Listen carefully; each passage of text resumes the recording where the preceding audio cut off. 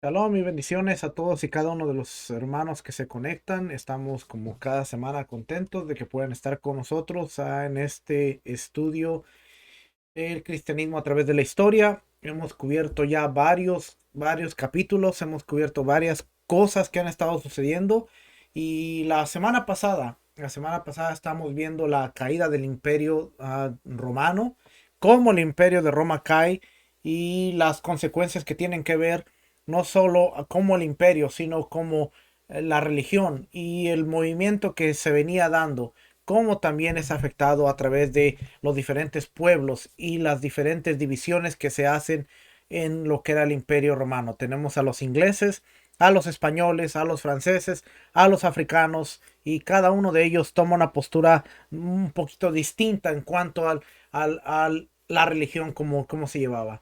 De aquí en adelante vamos a ver cómo el catolicismo florece aún más, florece aún mayor, porque ya entre tanta mezcla y entre tanta cosa que se ha estado llevando, a la raíz de lo que se venía teniendo de Yeshua, Jesús y sus discípulos, se ha ido perdiendo. Así es que hasta el momento de hoy vamos a ver que ya prácticamente el cristianismo es el que está tomando el cristianismo, el catolicismo es el que está tomando ya la rienda de todo lo que vamos a ver. Y hoy vamos a ver un poquito acerca de lo que es la reforma monástica o los monasterios y el papado, lo que tiene que ver con los papas. Y vamos a ver cómo ya ahora sí la estructura empieza a funcionar dentro de lo que era la iglesia en el concepto del monasterio, en el que es el celibato y todas estas cosas para después llevar al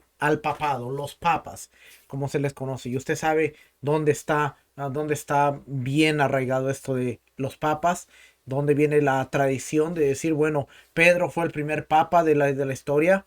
En ningún versículo bíblico nos dice que Pedro era el primer papa. Pedro se le da el encargado, la comisión, bajo tu declaración de fe, bajo la que tú confesaste, se te darán las llaves del cielo y las puertas del Hades no prevalecerán contra la iglesia.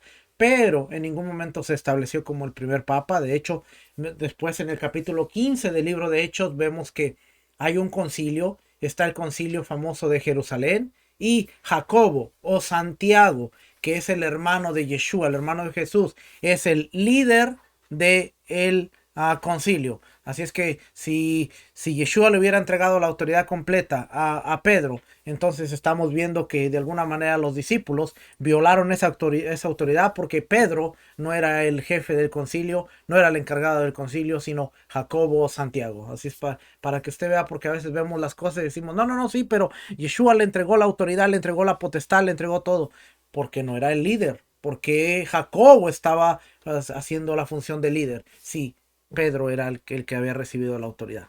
¿Okay? Entonces solo hay cositas que tenemos que ver y analizar. Ajá. Así es que vamos a ver entonces la, vamos a ver la fe monástica. Dice aquí: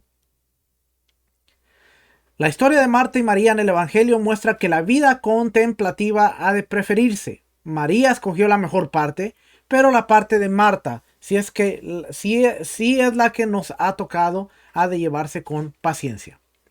A través de toda la era de las tinieblas, la caída del imperio, siempre había quedado encendida la chispa de los ideales evangélicos. Los nobles que guerreaban entre sí, los miembros de los diversos partidos que se disputaban el papado, y los siervos que en fin de cuentas proveían el sustento de Europa. Eran todos cristianos. Llamarlos cristianos de nombre sería inexacto, pues su fe, aunque quizás errada o inoperante y ciertamente demasiado desentendida de los designios de Dios para la historia humana, era sincera. Oiga, porque aquí dice que su fe era sincera, pero llamarlos cristianos no sería correcto, porque su fe estaba errada, era inoperante, estaba desatendida de los designios de Dios para la historia humana. ¿Qué estamos viendo? Que para el año 100 o para el año 1000, el año 900, vamos a empezar a ver la iglesia como como en su función más política que religiosa. Vamos a ver que el papado se está disputando. Vamos a ver que muchas de las cosas están peleando. La iglesia va creciendo a un nivel grande en el cual el nivel político es sumamente grande y la iglesia tiene una influencia muy mayor. Así es que vamos a regresar por aquí. Entonces dice, se trataba más bien de personas para quienes la fe era ante todo el modo de ganar el cielo, y a quien ese cielo les parecía tan real como la tierra en que vivían. Para ellas, la salvación del alma era el propósito último de la vida humana, y por ello los más atroces atropellos se excusaban sobre la fase de su justificación eterna. Si usted lee las escrituras desde la perspectiva hebraica, desde la perspectiva judía, usted se va a dar cuenta que no solo se trata de salvación del alma, sino se trata de la salvación de Israel como una entidad, como un conjunto, como una nación, a través de su Mesías. Cuando ellos regresen a la tierra, les sea establecida la tierra, les sea establecida la libertad, el Mesías reine con ellos, tengan el templo y la tierra vuelva a ser una con su creador. Ese es el todo del ser humano. Llegar a saber que no solo se trata de la salvación del alma como tal, sino la salvación de Israel. Al año 900, ahora ya esto ha cambiado porque ahora estamos viendo que ahora ellos están pensando en la salvación del alma. Y ellos van a cualquier atropello, se va a excusar sobre la base de la justificación eterna. ¿Okay? Van a cometer delitos. Y acuérdense, esto es importante, porque de aquí usted va a ver las cruzadas. Las cruzadas van a cometer muchos delitos y todos son en el nombre de Dios. Si usted ve los caballeros templarios, salen de esta orden porque van a funcionar bajo la orden del Papa, del papado, a rescatar a la tierra santa, supuestamente. Pero lo que querían era saquear los tesoros de la tierra santa, matar a los judíos, exterminar al pueblo de Dios en el nombre de Dios. Es que la filosofía que ha llegado a la iglesia ahora está en el punto de que todo lo vamos a hacer en el nombre del cielo porque vamos a ganar nuestra alma. ¿En qué se diferencia esto del Islam? Porque el Islam, cualquier loco se pone un chaleco con bombas y sabe que al hacer un sacrificio de esta índole, ellos van a ganar el cielo para ellos y su familia. Entonces se da cuenta, de alguna manera, cuando ellos cometen un acto terrorista, ellos saben que lo hacen con una promesa. Ellos van a recibir la entrada al cielo y van a recibir vida eterna.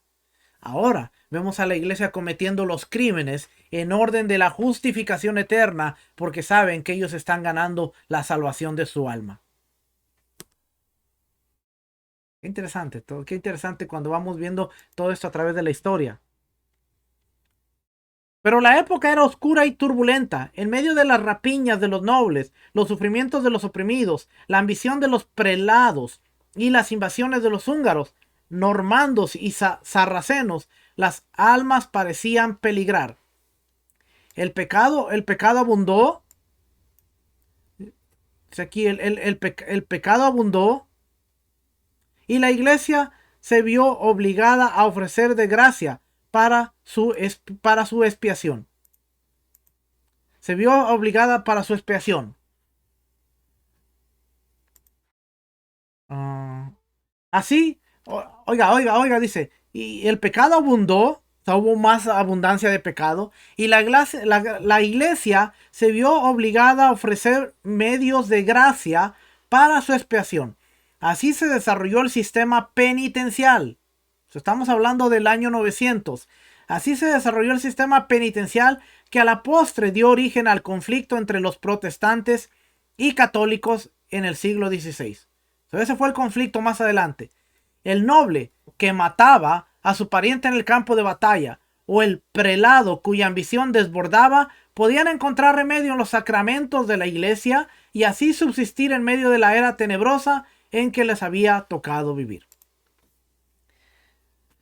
So, desde el año 900 van a empezar a existir las indulgencias, lo que más adelante en el 1600 iba a ser el gran problema para Lutero y Calvino, del cual sale el movimiento protestante, pero no es hasta 700 años después de estar viviendo con esto que hay un conflicto, porque un hombre dice, espérame, ¿cómo es esto? De que no importa si tú eres una buena persona o si tú eres un malo, con que tú hagas una indulgencia, con que tú pagues, tú puedes encontrar la salvación para tu alma. Y no me malentienda, Dios nos perdona por igual. Dios perdona al asesino en serie como al que accidentalmente mató a una persona. O sea, no se compara lo mismo.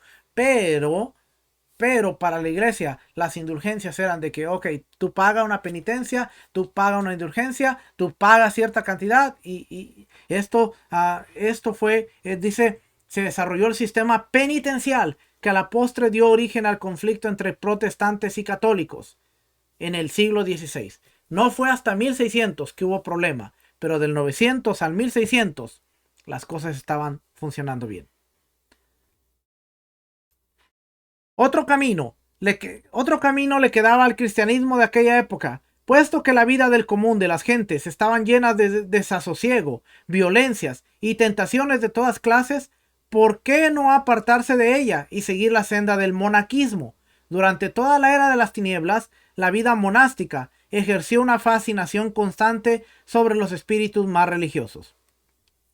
Empero aún esa senda estrecha se había vuelto casi intransitable. Muchos monasterios fueron saqueados y destruidos por los invasores normandos y húngaros. Los que se encontraban en lugares más protegidos se volvieron juguetes de las ambiciones de abades y prelados. Los nobles u obispos, que eran supuestos protectores, los utilizaban para sus propios fines.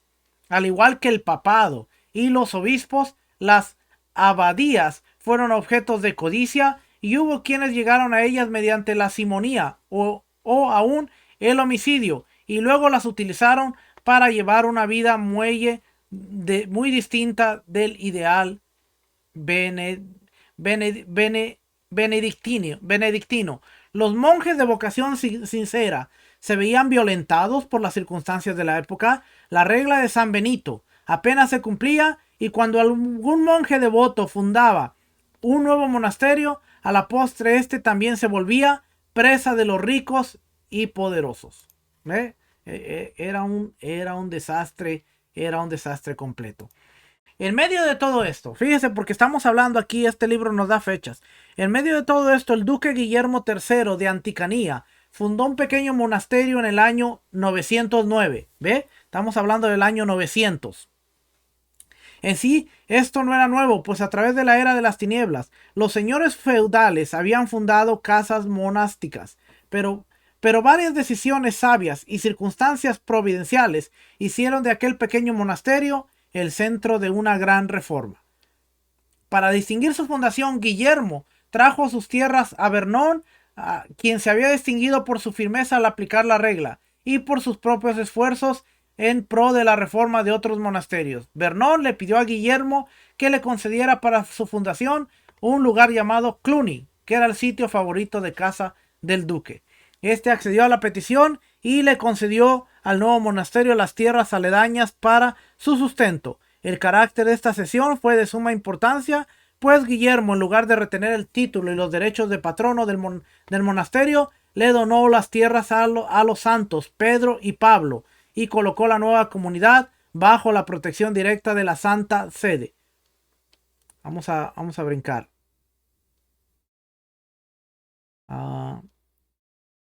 Aquí. Al principio, del propósito de los cluniacenses no era sino tener un lugar donde practicar a cabalidad la regla de San Benito. Pronto ese ideal amplió sus horizontes y los abades de Cluny, siguiendo el ejemplo de Vernon, se presentaron a reformar otros monasterios. Así surgió toda una red de segundos Clunys que dependían directamente del abad del monasterio principal. No se trataba de una orden en el sentido estricto, sino de monasterios supuestamente independientes, pero todos bajo la supervisión del abad de Cluny, quien por lo general nombraba al prior de cada monasterio. Además, la reforma clunacienses se extendió a varios conventos de monjas, el primero de los cuales, Marsigny, fue fundado a mediados del siglo XI, cuando Hugo era abad de Cluny. ¿Qué quiere decir esto? Para que usted me entienda. Que como los monasterios o los lugares de reunión estaban vinculados al gobierno y a los ricos, tenían que hacer lo que ellos dijeran. Esta nueva reforma, ellos eran dueños de sus propias tierras, ellos eran dueños de sus propios lugares, y entonces ellos no dependían de nadie. Y así empezó la primera reforma. La ocupación principal de todos estos monjes, según lo estipulaba la regla, era el oficio divino. Los clunacienses dedicaban toda su atención hasta tal punto que en el apogeo de su observancia se cantaban 138 salmos al día. 138 salmos cantaban ellos al día. Todo esto se hacía en medio de ceremonias cada vez más complejas, y por tanto los monjes de Cluny llegaron a dedicarse casi exclusivamente al oficio divino, dejando a un lado el trabajo manual, que era importante en la tradición benedictina. Todo esto se justificaba alegando que la función de los monjes era orar y alabar a Dios, y para hacerlo con toda pureza no debían enlodarse con los trabajos del campo.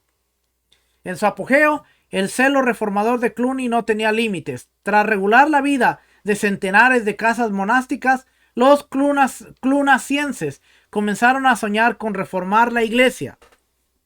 Era la época más oscura del papado, cuando los pontífices se sucedían, y ahorita vamos a hablar un poquito de esto. Los pontífices se sucedían unos a otros con rapidez vertiginosa, y cuando tanto los papas como los obispos se habían vuelto meros señores feudales, envueltos en todas las intrigas del momento, ¿ve? No eran más que ricos que estaban involucrados en las cosas de la política y el dinero. En tales circunstancias, el ideal monástico, tal como se practicaba en Cluny, ofrecía un rayo de esperanza. Al sueño de una reforma general, según el modelo monástico, se sumaron muchos que, sin ser todos clunacienses, participaron en los mismos ideales. En contraste con la corrupción que existía en toda la iglesia en el siglo X y a principios del siglo XI, el movimiento clunaciense y otros que siguieron el mismo patrón parecía ser un milagro, un nuevo amanecer en medio de las tinieblas. Por tanto, la reforma eclesiástica de la segunda mitad del siglo XI fue concebida en términos monásticos, aun por quienes no eran monjes. Cuando Bruno de Tula se dirigía como peregrino a Roma, donde habría de tomar la tiara y el título de León IX, tanto él como sus acompañantes iban imbuidos del ideal de reformar la iglesia según el patrón monástico establecido por Cluny. De igual modo que ese monasterio había podido llevar a cabo su obra por razón de su independencia de todo poder civil o eclesiástico, el sueño de aquellos reformadores era una iglesia en la que los obispos estuvieran libres de toda deuda al poder civil.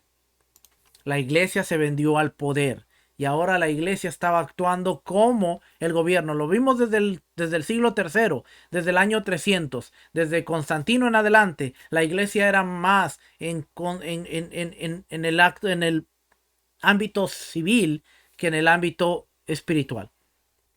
Y hoy pasa aún en nuestros días. Pasan nuestros días de cuando nosotros vemos que el pueblo de alguna manera se siente dueño de la iglesia. El pueblo controla la verdad.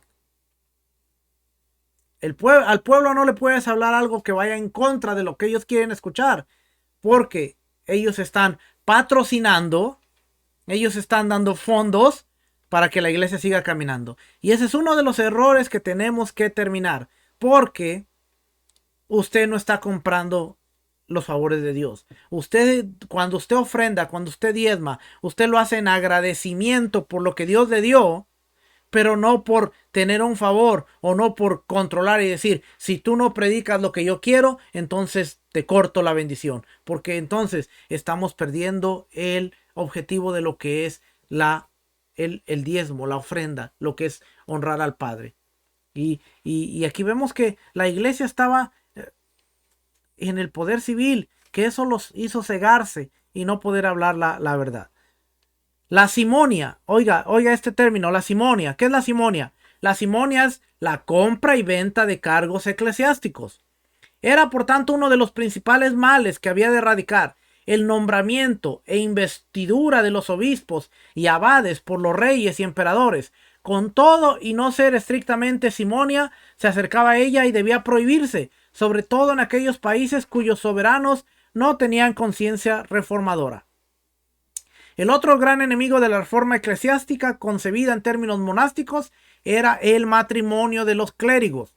Durante siglos, el celibato había tratado de imponerse, pero nunca se había hecho regla universal. Ahora, inspirados por el ejemplo monástico, los reformadores hicieron del celibato uno de los elementos principales de su programa. A la postre, lo que se había requerido solo de los monjes se exigiría también de todos los clérigos.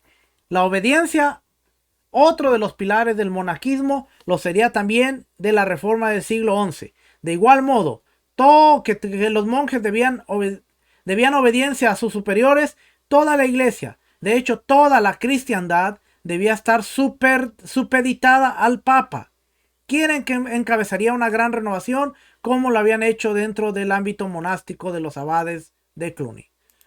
Ahora, el Papa tiene la autoridad infalible de lo que es la iglesia. Esta es la iglesia cristiana, como se está describiendo. Esta es la iglesia cristiana. Por último, con respecto a la pobreza, tanto el monaquismo benedictino como la reforma que se inspiró en él sostenían una posición ambivalente. El buen monje no debía poseer cosa alguna y su vida debía ser en extremo sencilla. El monasterio, en cambio, sí podía tener tierras y posesiones sin límite. Estas aumentaban constantemente gracias a los donativos y herencias que la casa recibía. A la larga, se le hacía difícil al monje, con todo y ser personalmente pobre, llevar la vida sencilla que la regla dictaba. Ya hemos dicho que los cluniacenses llegaron a negarse a cultivar la tierra, so pretexto de su dedicación exclusiva al culto divino, pero en realidad, sobre la base de las muchas riquezas que su comunidad tenía, de igual modo los reformadores se quejaban de la vida de lujo que los obispos llevaban, pero al mismo tiempo insistían en el derecho de la iglesia a tener amplias posesiones, supuestamente no para el uso de los prelados, sino para la gloria de Dios y el bienestar de los pobres. Pero a la postre, tales posesiones dificultaban la labor reformadora, pues invitaban a la simonia y el poder que los prelados tenían como señores feudales los envolvían constantemente en las intrigas políticas de la época. Una de las principales causas de la decadencia del movimiento cluniacense fue la riqueza que pronto acumuló. Inspirados por la santidad de aquellos monjes, muchos nobles les hicieron donativos. Pronto la abadía de Cluny se volvió uno de los más suntuosos templos de Europa. Otras casas siguieron el mismo camino. Con el correr de los años se perdió la sencillez de vida que era el ideal monástico y otros movimientos más pobres y más recientes tomaron su lugar. Igualmente, una de las principales causas de los fracasos que sufrió la reforma del siglo XI fue la riqueza de la iglesia, que les hacía difícil desatenderse de las intrigas entre los poderosos y tomar partido de los oprimidos.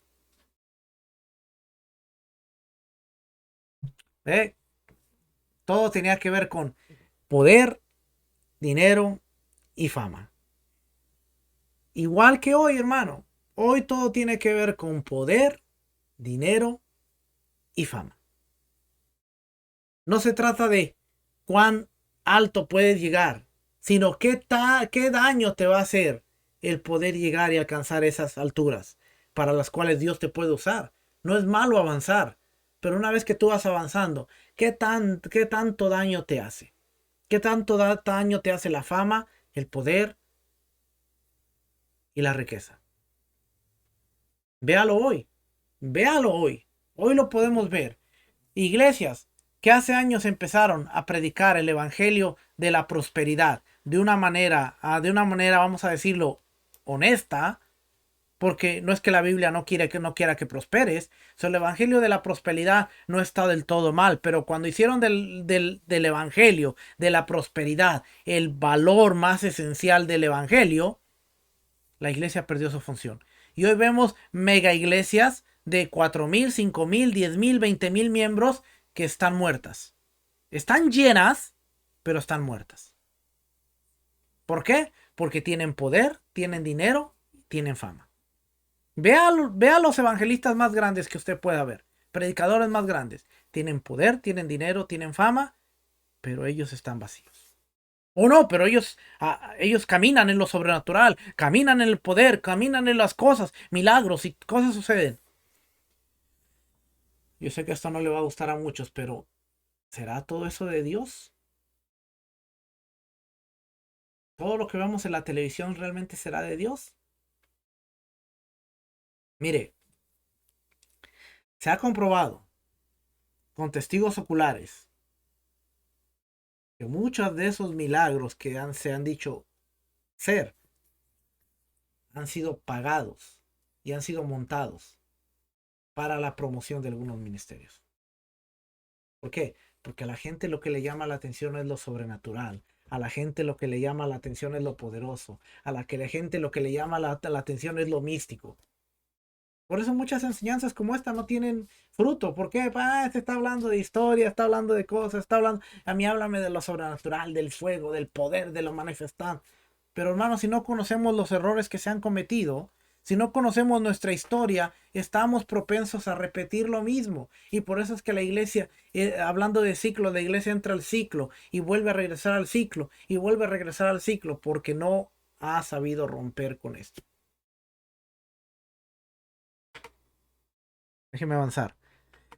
El movimiento de Cluny estaba todavía en su apogeo cuando, debido en parte a su inspiración, otros se lanzaron a empresas semejantes. En diversos lugares se renovó la vida herética o por otros medios intentó acentuar el rigor de la regla. Así, por ejemplo, Pedro Damiano no se contentaba con el principio de suficiencia enunciado por San Benito por evitar la vida muelle e insistía en la penuria extremada. A este espíritu rigorista se sumaban cierto descontento con el monaquismo cluniacense, que se había vuelto rico y había elaborado sus rituales hasta el punto que el trabajo manual se descuidara. Estos sentimientos dieron lugar a varios nuevos movimientos monásticos, de los cuales el más importante es los cistercienses.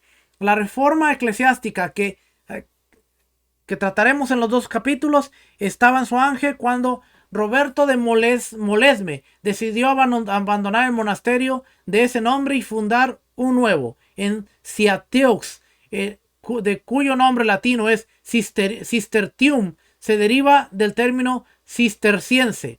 Poco después, por orden papal, Roberto tuvo que regresar a Molesme, pero en Cistercius quedó un pequeño núcleo de monjes decidido a continuar la obra comenzada.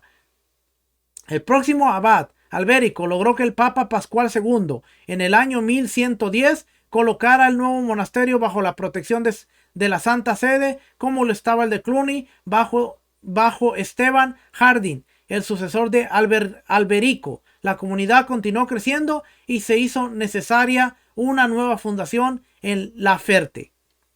El gran desarrollo de la nueva orden tuvo lugar después de la entrada a ella de Bernardo de Claraval. Este tenía 23 años cuando se presentó en Cistercius y solicitó entrada a la comunidad con varios de sus parientes y amigos. Poco después decidió que su vocación era unirse a ese monasterio y se había dedicado a convencer a sus hermanos y demás allegados para que lo siguieran. El hecho que se pudo presentar en Cistercius con un nutrido grupo de reclutas era una de las primeras muestras de sus poderes de persuasión. Pocos años después, el número de monjes en Cistercius era tal que Bernardo recibió instrucciones de fundar una nueva comunidad en Claraval. Este nuevo monasterio pronto se volvió uno de los principales centros donde se dirigían las miradas de toda la cristiandad occidental.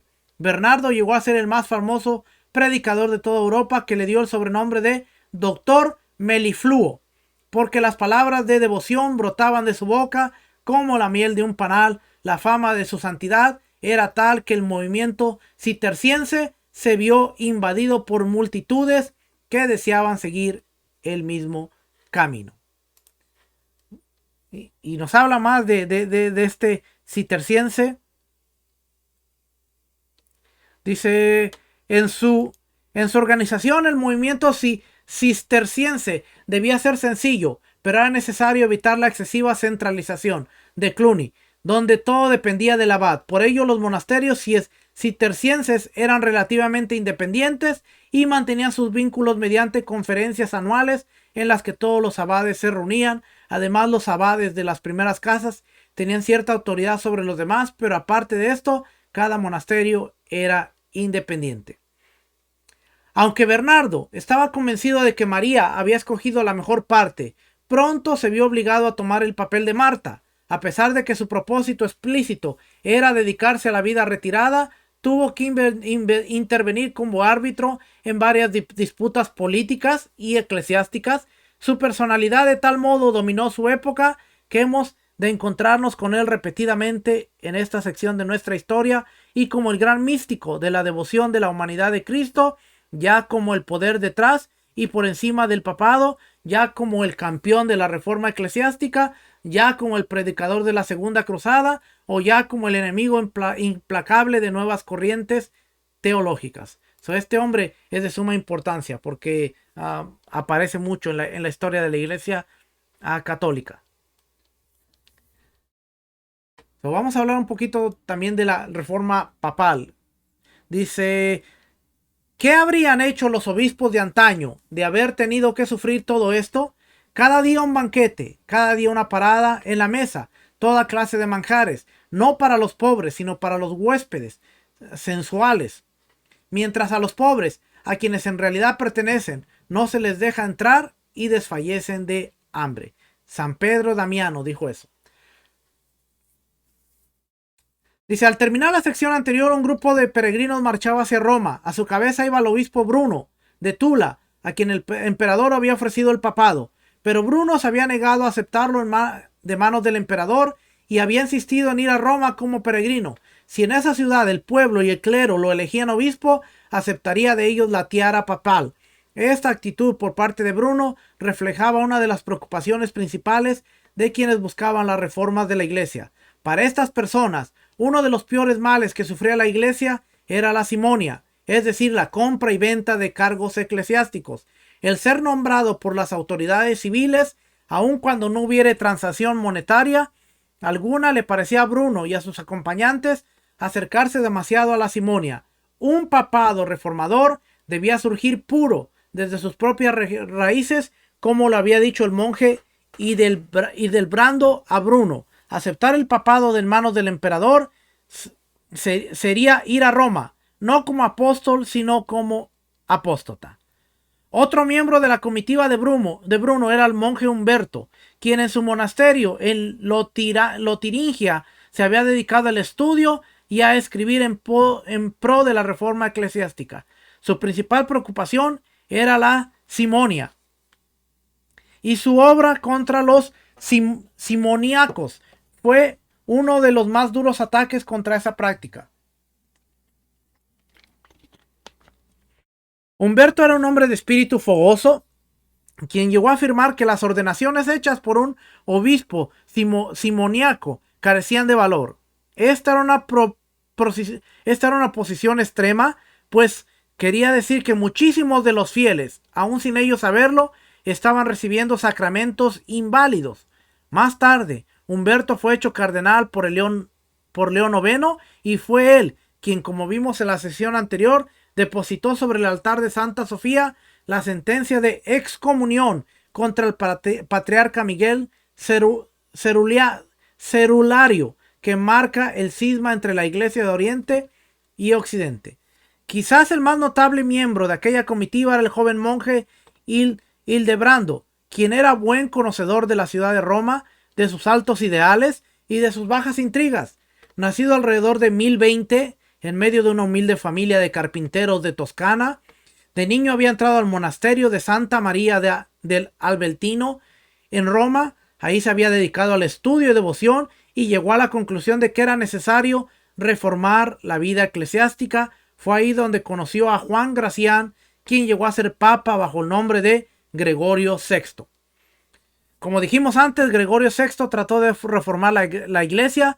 Con ese propósito en mente llamó a Hildebrando junto a sí, pero la reforma de Gregorio VI resultó fallida, pues hubo tres pretendidos papas y Gregorio abdicó en pos de la paz y la unidad de la iglesia. A su exilio lo acompañó Hildebrando y se dice que fue él quien le cerró los ojos al morir. 2 años después, Bruno de Tula, camino de Roma, llamó a Hildebrando junto a sí para que le ayudara a emprender de nuevo la reforma que Gregorio VI había intentado, aunque algunos historiadores han pretendido ver a Hildebrando el verdadero poder que se movía tras el trono pontífico a través de varios papados. La verdad es que los documentos existentes nos dan base a tal interpretación de los no dan base a tal interpretación de los hechos. Hildebrando parece haber sido más bien un hombre humilde cuyo sincero deseo era la reforma eclesiástica y que prestó apoyo a varios papas reformadores. Ese apoyo le fue haciendo un personaje cada vez más poderoso hasta que por fin fue electo papa y tomó el nombre de Gregorio VII. Para que vea la historia de los papas, una historia llena de intrigas, una historia llena de tanta cosa. Vamos a hablar un poquito acerca de León. Por lo pronto, el próximo papa sería Bruno de Tula, quien se dirigirá a Roma, no como el nuevo pontífice nombrado por el emperador, sino como un peregrino descalzo que visitaba la ciudad papal en un acto humilde devoción. A su paso por Italia, camino de Roma, las multitudes lo vitoreaban y después comenzaron a hablar de los milagros que ocurrieron en aquella peregrinación. Tras entrar en Roma descalzo y ser aclamado por el pueblo y el clero, Bruno aceptó la tiara papal y tomó el nombre de León IX. Tan pronto como se vio en posesión legítima de la Catedral de San Pedro, ahora ya en el año 1000 ya está la Catedral de San Pedro, ya está instituida y ahora los papas rigen desde ahí, lo igual que hoy, con los papas que están en la Catedral de San Pedro. Para que vea que la historia del cristianismo se torna... La historia del cristianismo termina en San Pedro con los papas. Ese es el cristianismo, que se salió completamente de sus raíces. Y lo voy a seguir diciendo semana tras semana, porque si queremos estudiar la historia del cristianismo, tenemos que regresar hasta Yeshua y sus discípulos y las raíces judías de la fe. Si usted dice, vamos a estudiar las raíces del cristianismo y se detiene en Lutero, y se va a dar cuenta que la iglesia cristiana salió de la iglesia católica, entonces va a compartir las bases, va a compartir las doctrinas, va a compartir las teologías que tiene la iglesia cristiana. Y si no me cree, ahí está Navidad, está Año Nuevo, está Pascua, está la Eucaristía, y está el bautismo y están muchas otras cosas. Está la Trinidad y está tantas cosas que comparten. Porque esa es la verdad. ¿Okay? Tan pronto como se vio en posesión legítima de la Cátedra de San Pedro, León comenzó su obra reformadora. Para ello se rodeó de varios hombres que habían dado muestras de su dedicación a esa causa. Además, Humberto de Hildebrando hizo venir a Pedro Damiano, monje austero que se había ganado el respeto de cuantos en Europa se lamentaba de la situación en contra de la iglesia. A diferencia de Humberto, Pedro Damiano no se dejaba llevar por su celo reformador, sino que buscaba una reforma que diese muestras del espíritu de caridad que reina supremo en los evangelios.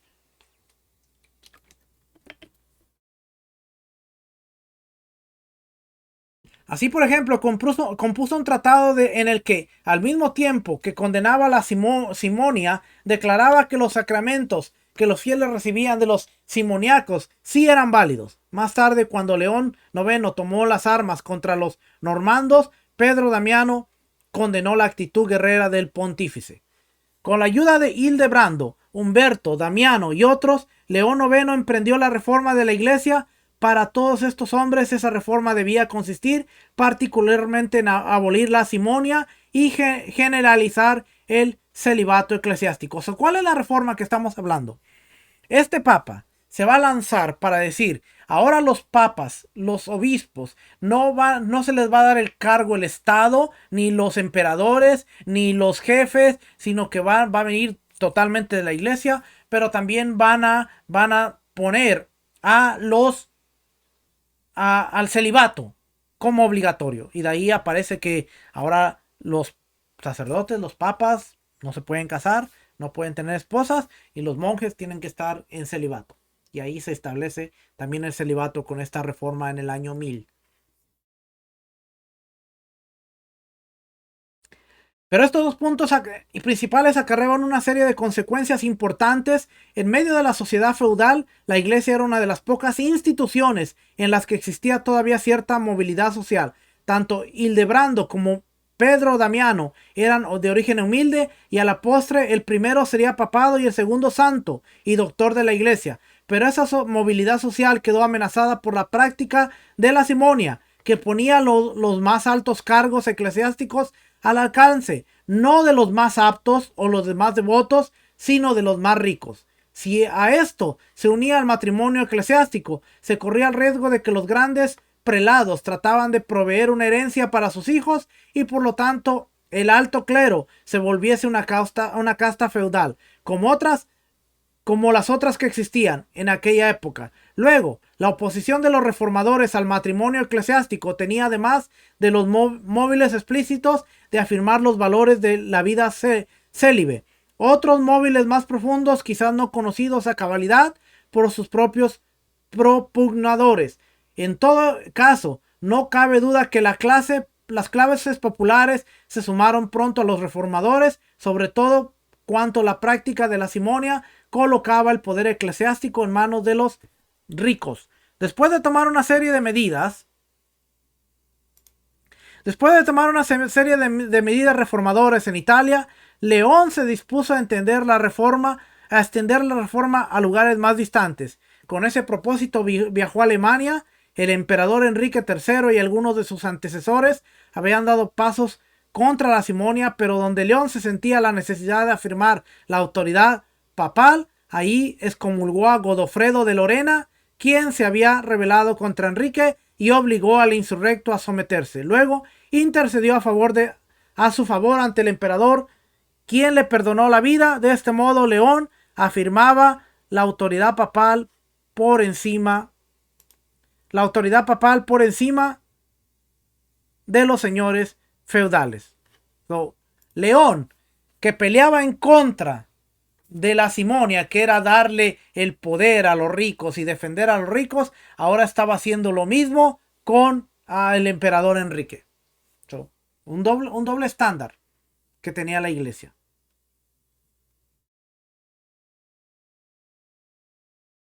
¿Okay? Dice aquí, en Francia, la práctica de la simonia estaba generalizada y por tanto el Papa decidió visitar ese país. El rey de Francia y muchos de los grandes prelados le indicaron de diversos modos que no deseaban una visita papal, pero a pesar de ello, León, casi haciéndose el sordo, fue a Francia, donde convocó un concilio que se reunió en Reims. Ahí varios prelados culpables de simonia fueron depuestos y se dio orden de que los sacerdotes y obispos casados dejasen a sus mujeres. Aunque esta última orden no fue obedecida por muchos, el prestigio del Papa aumentó considerablemente y la práctica de la simonia disminuyó. Empero, aquel Papa reformador no dejó de cometer sus errores. De estos, probablemente el más grave fue tomar personalmente las armas contra los normandos. Esto se había establecido en el sur de Italia y en Sicilia, y desde ahí amenazaban las posesiones papales. De Alemania, León no pudo obtener más ayuda que 500 caballeros, al frente de los cuales marchó contra los normandos, al tiempo que aumentaba su ejército con tropas de mercenarios. Entonces, el Papa contratando mercenarios. Pedro Damiano le increpó, mostrándole el contraste entre lo que León se proponía y las enseñanzas evangélicas. Pero a pesar de ello, León marchó contra los normandos a quienes presentó en batalla en Civita al Mare. Ahí las tropas papales fueron derrotadas y el propio papa fue hecho prisionero por los normandos, quienes lo retuvieron hasta pocos meses antes de su muerte. El otro error de León consistió en enviar a Constantinopla una embajada compuesta por clérigos inflexibles del talante de Humberto, cuya actitud ante Miguel Cerulario y ante las costumbres de la Iglesia Oriental fue una de las principales causas del cisma. Sucesores de León. A la muerte de León se corría el riesgo de que el papado se volviera de nuevo motivo de contienda entre las diversas familias y los partidos italianos. El único poder capaz de evitar esto era el emperador Enrique III. Pero pedirle a Enrique que nombrase al nuevo papa sería colocar de nuevo al papado bajo la sombra de los intereses políticos. De ese modo, todo lo que León habría logrado se perdería. En tales circunstancias, Hildebrando comenzó una serie de gestiones cuyo resultado fue que el emperador accedió a la elección del nuevo papa por los romanos, siempre que ese papa fuese alemán. Así garantizaba que el papado no caería en manos de algunas de las familias italianas que se lo disputaban. Pero existía todavía el peligro de que, por ser alemán, el sucesor de León resultara ser un juguete del emperador. Por esta razón, el partido reformador, que a la sazón tenía el poder en Roma, hizo recaer la elección sobre Gebhard de Eichstätt. Gebhard era uno de los más hábiles consejeros de Enrique, pero era también un hombre de convicciones religiosas que no se doblegaría ante la autoridad imperial. En señal de ello, antes de aceptar la tiara, le dijo al emperador que solo aceptaría si Enrique le prometía devolverle a San Pedro lo que le pertenecía. En ese sentido de esa frase no está del todo claro, pero sin lugar a dudas se refiere en parte a las tierras que los normandos habían tomado y en parte a la autoridad papal que los emperadores y otros gobernantes siempre estaban tentados de arrebatar. Con el nombre de Víctor II, Gebhard ascendió a la Catedral de San Pedro en 1055 tras una larga de series negociaciones que tomaron todo un año. Su política religiosa fue continuación de la de León IX, pues iba dirigida mayormente contra la simonia y el matrimonio de los clérigos. En Alemania, Godofredo de Lorena se lanzó de nuevo contra el emperador, quien solicitó la presencia de su antiguo consejero Gebhard. Poco después que el papa se reunió con su antiguo soberano, este murió y dejó a su pequeño hijo Enrique IV al cuidado de Víctor. En consecuencia, este último tuvo por algún tiempo en sus manos las riendas de la iglesia y del imperio. Con tales poderes, su política reformadora avanzó rápidamente.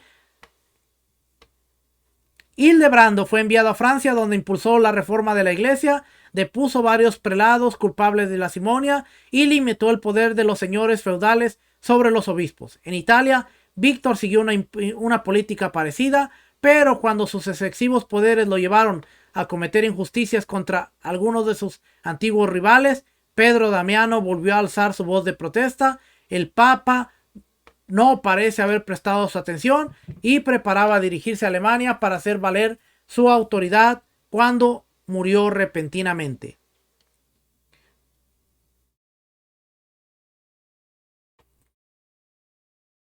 Y ahí sigue hablando de más papas para que usted vea todo es en el mismo contexto de la corrupción, de la lucha que se estaba teniendo.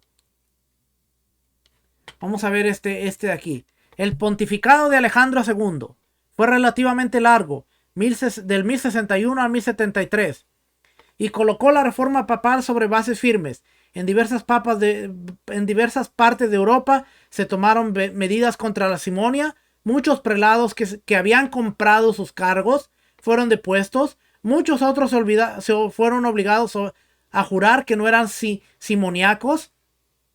El celibato eclesiástico se volvió una causa cada vez más popular para aquellos reformadores y para el pueblo que lo seguía. No había diferencia entre el matrimonio de los clérigos y el concubinato. Las esposas de los sacerdotes eran llamadas rameras y tratadas como tales. El movimiento de los patares cobró nuevas fuerzas. Un ejemplo del modo en que el fervor popular abrazó a la reforma la causa de la reforma lo tenemos en el caso de Pedro, el obispo de Florencia. En esa ciudad la costumbre de tener sacerdotes casados era todavía bastante general y el pueblo y los monjes se hicieron el propósito de abolirla, pero el obispo Pedro, que era un hombre moderado, trató de calmar los ánimos y en respuesta los monjes lo acusaron de simoniaco. El jefe de los monjes era Juan Gualberto de Vallumbrosa, cuya austeridad era famosa en toda la comarca y a quienes muchos tenían por santo. Juan Gualberto marchó por las calles de Florencia acusando a Pedro de simoniaco. Desde Roma, Pedro Damiano, preocupado por el excesivo celo de estos reformadores, declaró que Pedro era inocente, pero Hildebrando tomó el partido de Juan Gualberto. En Florencia, el pueblo se negaba a aceptar los sacramentos de Pedro y los sacerdotes casados. Pedro insistía en su inocencia. Por fin, a alguien se le ocurrió acudir a la prueba de fuego. En las afueras de la ciudad, cerca de un monasterio adicto a Juan Gualberto, se preparó el escenario para la gran prueba. Más de 5,000 personas se reunieron antes de las ordalias. El monje que iba a pasar por ellas celebró la comunión y el pueblo conmovido lloró. Después, en medio de dramáticas ceremonias, el monje marchó a través de las llamas. Al verlo salir al otro lado, el pueblo rompió a gritar y declaró que se trataba de un milagro y que, por tanto, quedaba probado que Pedro era simoniaco. El malhadado obispo se vio obligado a abandonar la ciudad mientras continuaban los desmanes contra los clérigos casados y sus esposas. Hermano, ¿por qué le estoy contando todas estas cosas? Para que usted vea que el comprar el puesto, los emperadores pusieran obispos, los emperadores pusieran a los hombres en sus funciones, era para asegurarse que a través de la religión hubiera un poder civil y hubiera el control de la gente. Nos vamos a dar cuenta que la iglesia dejó su propósito de ser representantes de justicia y bondad para ser opresores, para trabajar con el opresor y para dejarse llevar, para también sembrar la opresión en medio del pueblo. Mucha de esta gente estaba totalmente desatendida de buscar a Dios porque habían comprado las posiciones y habían comprado los puestos. No puedo contar muchas cosas. Después vemos a Gregorio. Vemos varias cosas. Pero déjeme terminar con esta parte de aquí. El conflicto entre el pontificado y el imperio.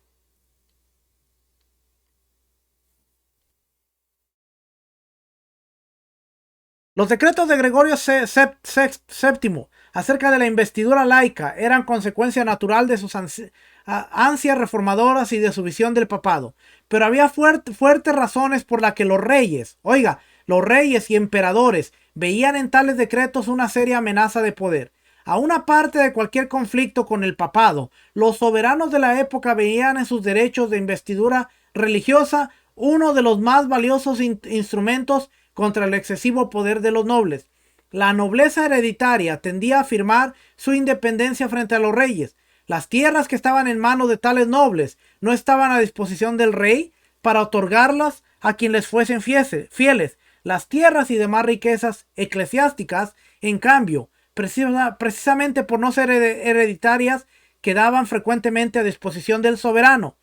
¿Quién entonces podía asegurar que, frente a los grandes señores laicos, frecuentemente rebeldes, se alzaba una iglesia rica, poderosa y fiel al rey? Además, si el poder de investidura quedaba en manos del papado, los reyes temían que pudiera ser utilizado contra ellos por motivos puramente políticos.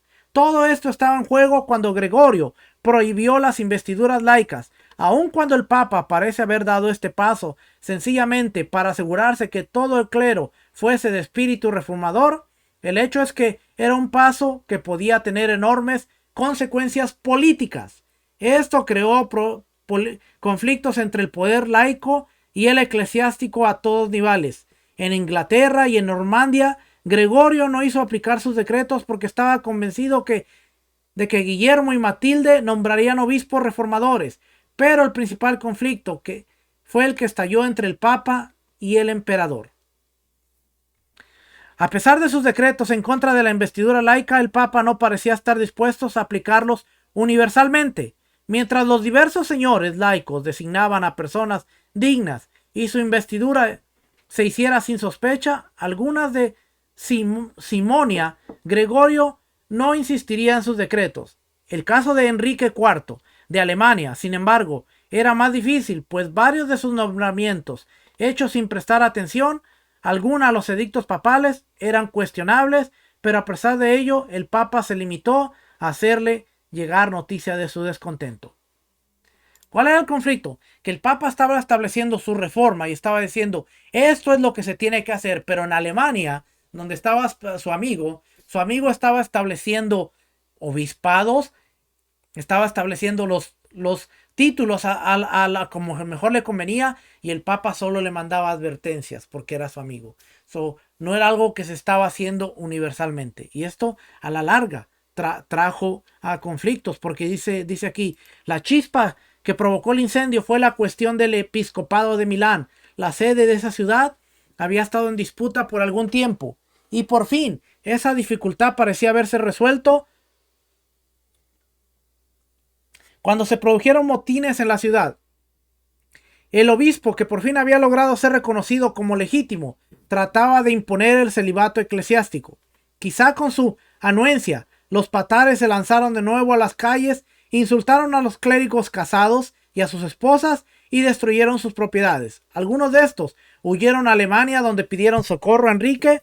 Este último, sin consultar con el Papa, declaró depuesto al obispo de Milán y nombró a otro en su lugar. La respuesta de Gregorio no se hizo esperar, apeló a la autoridad que decía tener de juzgar a reyes y emperadores y le ordenó a Enrique que se presentase a Roma, donde sus graves delitos serían juzgados. Si no acudía el 22 de febrero de 1076, sería depuesto y su alma condenada al infierno. Al recibir la misiva del Papa, el emperador parecía hallarse en la cumbre del poder. Poco antes había ahogado una sublevación entre sus súbditos sajones. Su popularidad en Alemania era grande. Los jefes de la iglesia en sus dominios parecían dispuestos a apoyarle. La situación de Gregorio era parecida. Poco antes del día de Nochebuena de 1075, un tal Cencio, al mando de un grupo de sus soldados, habían irrumpido en la iglesia en que se celebraba la misa, y el Papa herido y golpeado había sido hecho prisionero. Cuando el pueblo lo supo, se lanzó a las calles, sitió, tomó y arrasó la torre de Hildebrando, en que Hildebrando estaba cautivo, y solo dejó escapar a Cencio porque el pontífice le perdonó la vida, a condición de que fuera en peregrinaje a Jerusalén. Por tanto, ambos contrincantes, al tiempo que habían recibido pruebas recientes del apoyo con que contaban, también habían tenido señales de oposición que existían contra ellos, aún entre sus propios súbditos. El emperador no podía acudir a Roma para ser juzgado como un criminal cualquiera. Luego, su única salida estaba en hacer ver que el Papa lo declaraba depuesto y excomulgado, en que el Papa que lo declarara depuesto y excomulgado no era legítimo, y que por tanto sus sentencias carecían de valor. Con ese propósito convocó a un sínodo que se reunió en Worms en el día 24 de enero. Ahí el cardenal Hugo el Blanco, quien anteriormente había exaltado a Hildebrando, declaró que se trataba de un tirano cruel y adúltero, dado además a la magia. Acto seguido, sin pedir más pruebas, los obispos se sometieron a la voluntad imperial y declararon depuesto a Gregorio. Solo 2 prelados se atrevieron a protestar, y aún estos firmaron cuando se les señaló que de negarse a hacerlo serían culpables de traición contra el emperador. Entonces, en nombre del concilio, Enrique le comunicó estas decisiones a Hildebrando, ya no papa, sino falso monje. Un mes después, el 21 de febrero, Hildebrando presidía el concilio, a quien llamando a Enrique cuando el sacerdote Rolando de Parma irrumpió el recinto gritando en nombre del emperador que Hildebrando no era ya papa y que el soberano les ordenaba a todos los ahí reunidos que que fueran ante su presencia el día de Pentecostés, cuando un nuevo pontífice sería llamado. La guerra entre el Estado y la Iglesia era a tal punto que ahora estaba en que la Iglesia quería mostrar que ella tenía el poder sobre reyes y autoridades, y Enrique tumbó al Papa, lo acusó de magia, lo acusó de falso. Muchos seguidores lo siguieron porque ahora ya no estaban buscando el bien de la Iglesia, sino el bien político y el bien de todos. Y se viene un tremendo caso entre Gregorio y Enrique, que a la larga va a terminar en mucha calamidad. Déjeme ver si le termino por aquí el último puesto de aquí. ¿Dónde está la última parte?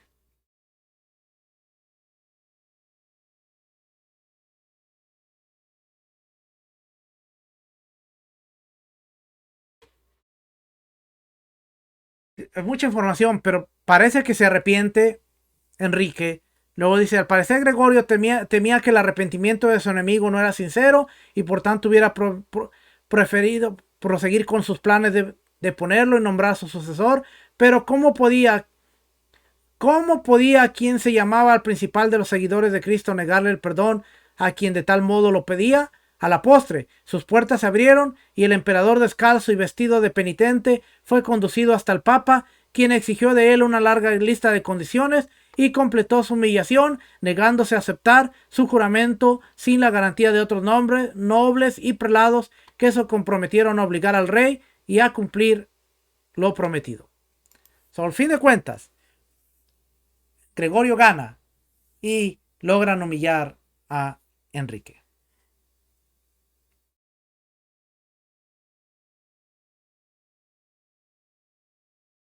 Pero luego siguen más cosas y usted puede ver qué tan interesante. Cuando vemos la historia de los papas, cuando vemos la historia de los obispos, cuando vemos la historia de la iglesia, nos vamos a dar cuenta de tantas cosas que por eso la iglesia creció en poder. Por eso la iglesia estableció doctrinas, estableció tantas cosas que fueron difíciles. ¿Qué aprendimos hoy? Hoy aprendimos que desde el año 900 ya se hablaba de las indulgencias, que más tarde son establecidas y son abolidas o son puestas en evidencia en el año 1600, en el siglo sexto, con Martín Lutero, que es cuando nuevamente saca el movimiento protestante de lo que era la iglesia católica. Así es que cuando usted diga la iglesia cristiana, bueno, la iglesia cristiana realmente vino a existir en el año 1600. Más allá, usted tiene que ver toda esta historia que se está moviendo atrás de escena y todo lo que está sucediendo. Así es que, familia, ¿qué más le puedo decir? Tenemos mucho que aprender. Acuérdese, este estudio se llama El cristianismo a través de la historia porque estamos viendo lo que ha sucedido en el cristianismo. Yo no estoy enseñándole las raíces del cristianismo, porque esas las establecimos desde la primera clase. ¿Cuáles son las raíces del cristianismo? Sinceramente, el judaísmo que practicaba Yeshua, que practicaba Jesús y sus discípulos. Si usted quiere decir vamos a regresar a nuestras raíces, empiece a celebrar el Shabbat, empiece a celebrar las fiestas, empiece a observar la Torá, porque esas son las verdaderas raíces del cristianismo. Si usted quiere estudiar el cristianismo en su historia, está lleno de catolicismo, está lleno de idolatría, está lleno de poder, está lleno de traiciones, está lleno de todas estas cosas. Eso es lo que hizo la iglesia grande. Familia, espero que esta clase haya sido de bendición. Nos estaremos viendo la próxima semana, como siempre. Ha sido un gusto el poder estar con ustedes. Que la paz del Eterno, la paz del Rey sea con cada uno de ustedes. Shalom. Bendiciones. Shalom.